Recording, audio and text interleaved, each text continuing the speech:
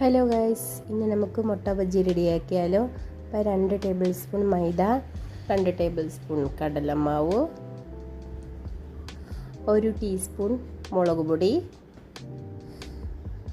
1/4 teaspoon കായപ്പൊടി, 1/2 teaspoon ഉപ്പ്.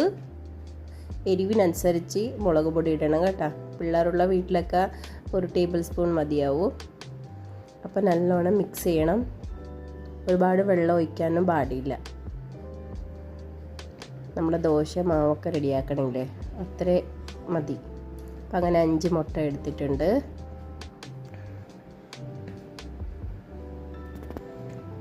അപ്പം മുട്ട 2ആയിട്ട് മുറിച്ചെടുക്കണം. അതിനകത്ത് നല്ലോണം മിക്സ് ചെയ്യണം. തിരിച്ച് മറിച്ച് നല്ലോണം മിക്സ് ചെയ്തെടുക്കണം.